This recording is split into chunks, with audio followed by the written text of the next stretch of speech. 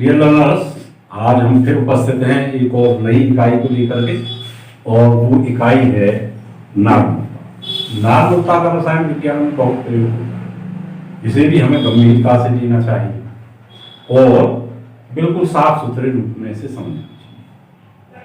तो साफ सुथरे रूप में आप इसे समझ लीजिए कि किसी निश्चित ताप पर विलयन के 1 लीटर में घुलित विलेय के ग्राम तुल्यांकों की संख्या उस विलयन की नार्मलता कहलाती है। ग्राम तुल्यांकों की संख्या उस विलयन की नार्मलता कहलाती है। या यूं कहें कि प्रति लीटर आयतन में उपस्थित किसी विलयन के प्रति लीटर आयतन में उपस्थित ग्राम तुल्यांकों की संख्या उस की नार्मलता कहलाती है। तो बात बड़ी साफ है। और ये ताप आ रहा है, दिखाइए। कारण क्या है कि यहां हमने आयतन दिया हुआ है लीटर में, जो ताप के साथ बदल जाता है। तो इसकी जो इकाई होती है वो ग्राम तुल्यांक प्रति लीटर होती है। अब देखिए, इस नार्मलता को हम एन, जो हमारी बड़ी एन है इटैलियन, उससे प्रदर्शित करते हैं, से व्यक्त करते हैं। तो इस तरह से नार्मलता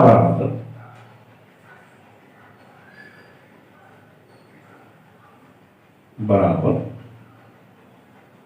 विलेय के ग्राम तुल्यांक की संख्या बटे विलयन का आयतन लीटर। ठीक है। तो अब इसे हम देखिए, अब ये मान लीजिए हमारा पहला समीकरण है। तो अब आप विलेय के ग्राम तुल्यांक, विलेय के ग्राम तुल्यांक बराबर विलेय का ग्राम में भाग बटे विलेय का तुल्यांकी बराबर, ये यदि W है तो इसे हम E से प्रदर्शित करें। ये W है तो इसे हम E से प्रदर्शित करें। तीसरा समीकरण हम ये ले सकते हैं, विलयन विलायक का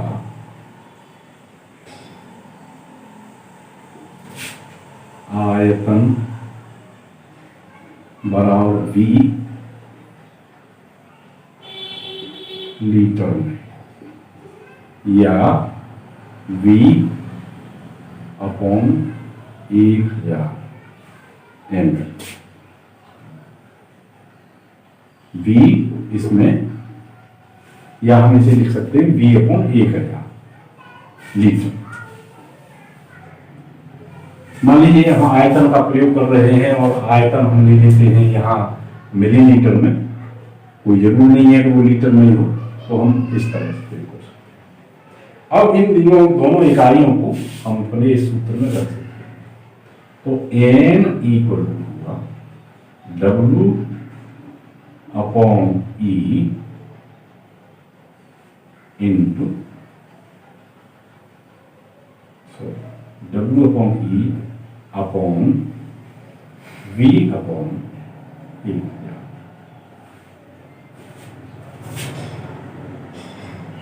या equal to W upon E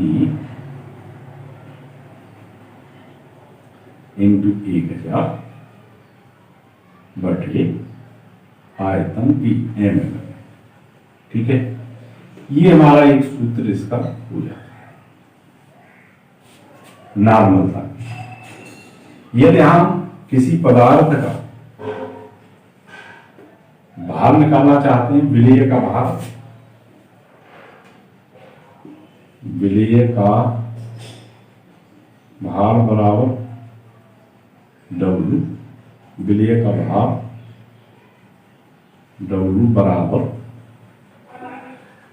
अब देखिए N into E into V upon 1। ठीक है, तो W इक्वल टू हो गया NEV अपॉन 1000। यदि किसी नॉर्मलता के लिए हमें किसी विलेय का भाग तोलना है तो उसके लिए हम NEV अपॉन 1000 का प्रयोग कर लेते हैं। ठीक है, ये बात आपकी समझ में आ गई होगी।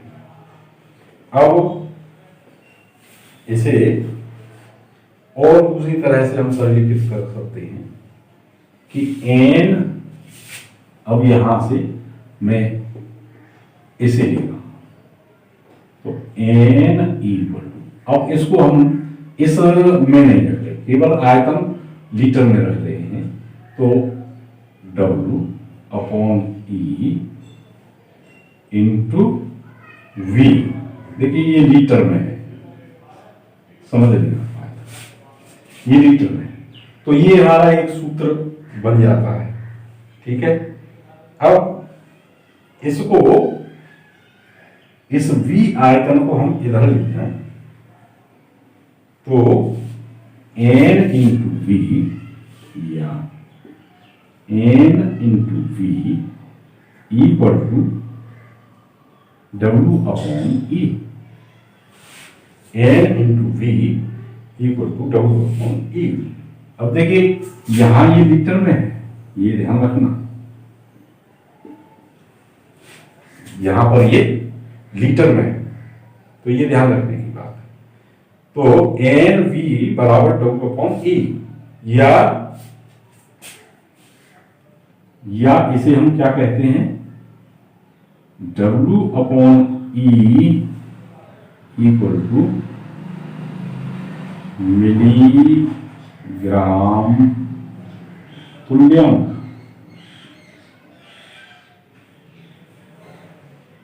ठीक है, और ये मिलीग्राम तुल्यांक कितने में होते हैं, मिलीग्राम तुल्यांक बराबर होते हैं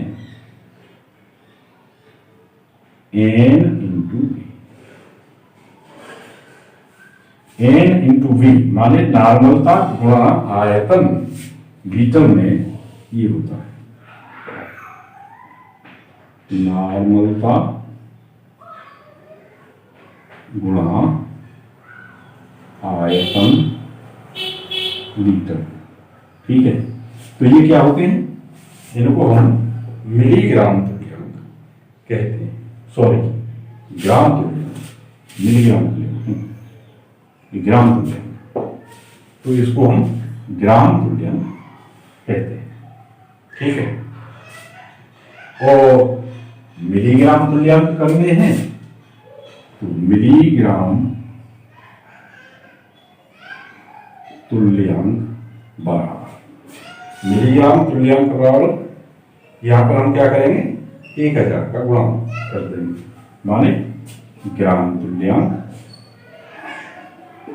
गुणा 1000, तो ये हमारे क्या हो जाएंगे, मिलीग्राम तुल्यांक। ठीक है, या इसे हम ये भी कह सकते हैं कि मिलीग्राम तुल्यांक बराबर W अपॉन E इंटू 1000। इसे हम ऐसे लिख सकते। ठीक है, अब दूसरे रूप में हम इसको, ये बात तो मेरी ख्याल से समझ में आ गई होगी, चलो मैं यहां इसे दूसरे रूप में ले लेता हूं, उधर N equal to W upon V, N equal to W upon E into V। जैसा ये लीटर में है, ध्यान रखना ये लीटर में है, तो ऐसे हम इसे लिख सकते हैं, ठीक है। अब W upon V equal to N into E, W upon V equal to W upon V, litre में है, equal to N into E। ये बात आपकी समझ में आ गई, N इंटू E। और W अपॉन V, इसको हम क्या कहते हैं, किसी विलयन की शक्ति कहते हैं, शक्ति, या इसे हम स्ट्रेंथ के नाम से जानते हैं।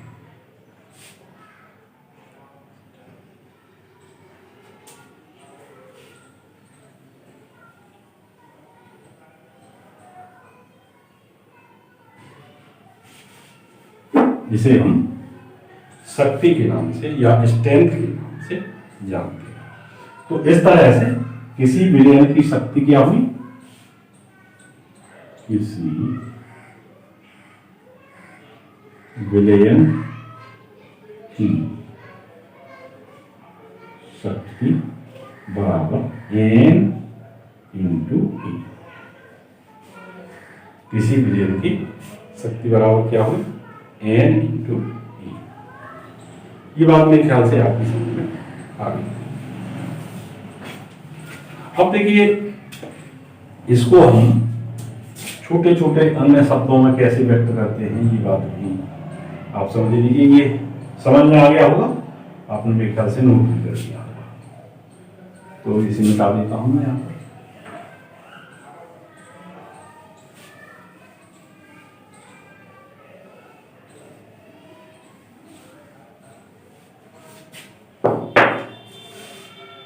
अब देखिए, N क्या है, नॉर्मल, N नॉर्मल विलयन है,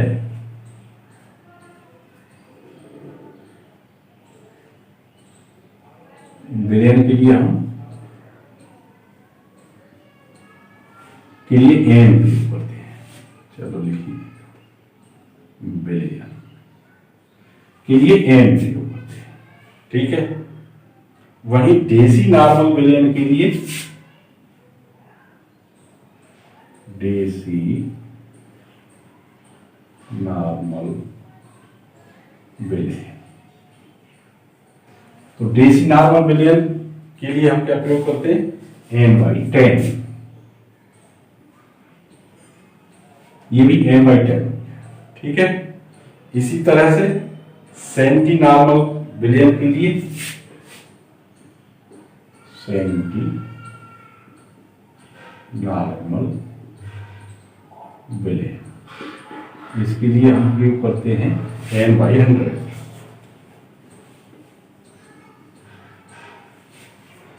और सेमी नॉर्मल, यहां पर आप समझ लीजिए, सेमी नॉर्मल विलयन, इसके लिए हम N/2 प्रयोग करते हैं। सेमी नॉर्मल विलयन के लिए हम N/2 प्रयोग करते हैं। इसे अर्ध नॉर्मल विलयन भी कहते हैं, इसे हम अर्ध नॉर्मल विलयन भी कहते हैं, ठीक है। तो सेंटी और सेमी में आपको ध्यान रखना चाहिए। बाई नॉर्मल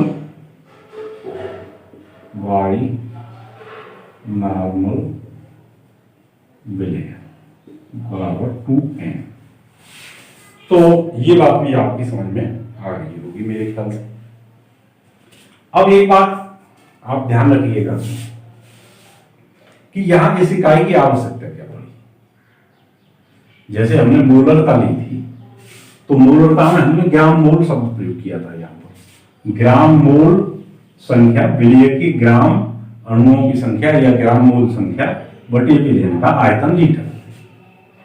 लेकिन यहां हमने ग्राम तुल्यांक प्रयोग की। जैसे मैंने उस मोलरता में भी आपको बता दिया था कि एक तरह से उस विलयन में हमको अणुओं की काउंटिंग ली जाती है। तो इसी तरह से इस नॉर्मल विलयन में हमको उसमें उपस्थित आयनों के आवेशों की संख्या का पता लग जाता है कि उसमें आवेशों की संख्या क्या है। अब जैसे मान लीजिए एक नॉर्मल विलयन है, तो एक नॉर्मल विलयन में विलेय के जो आवेश है, चाहे वो धनावेश हो चाहे वो ऋण आवेश हो, जैसी भी स्थिति हो, कितनी संख्या होगी, एक अवोगाद्रो संख्या के बराबर होगी। ठीक है, तो ये चर्चा भी हमने मूल कंसेप्ट में अपने में की है पहले। तो इस तरह से इसकी आवश्यकता थी, जो बड़ा ही महत्वपूर्ण है नॉर्मल विलयन, क्योंकि जब हम किसी की अभिक्रिया कराते हैं, आप ये फिर ध्यान दीजिए कि अभिक्रिया कराने पर सभी पदार्थों के मिलीग्राम तुल्यांकों की संख्या बराबर होती है और उसमें आपस में रिएक्शन बढ़ा होती है।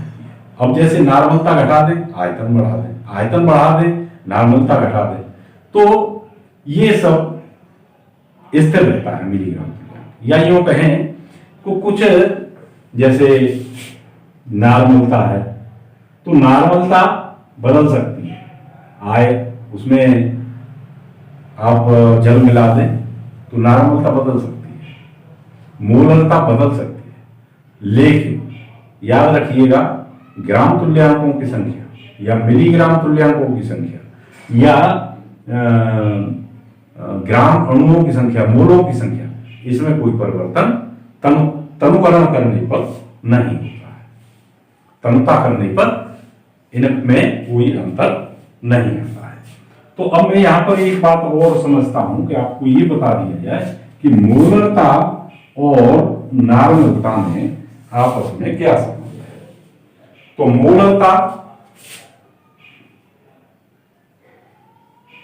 मोलरता बराबर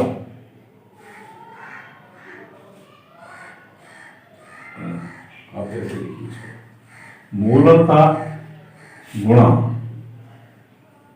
विलेय का अणुभार, मोलरता गुणा विलेय का अणुभार बराबर, जैसे अभी हमने कहा नॉर्मलता गुणा तुल्यांक भार, नॉर्मलता गुणा तुल्यांकी भार। ठीक है, तो ये हमारा इसका संबंध हो गया। या नॉर्मलता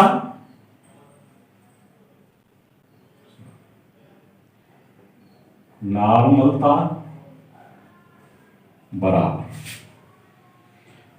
मोलरता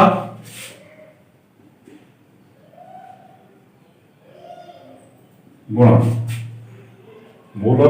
विलेय का अणुभार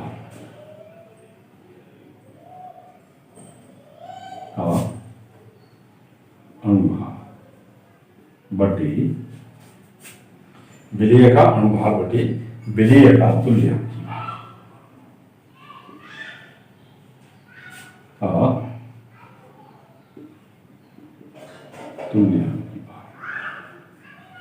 तो ये हमारा एक सूत्र हो जाता है, जहां यदि हमको नॉर्मलता या मोलरता दोनों दी हो या एक दी हो और उसमें कुछ हमें संबंध ज्ञात करना है या आपस में परिवर्तन करना है, तो हम इन सूत्रों का प्रयोग कर सकते हैं। ठीक है, तो आज बस इतना ही हम चर्चा करेंगे और नेक्स्ट वीडियो में हम एक और ऐसी इकाई जिसका थ्योरेटिकली रूप से बहुत प्रयोग है और वो है मोल प्रभार, उसकी चर्चा करेंगे। तब तक के लिए आपका धन्यवाद।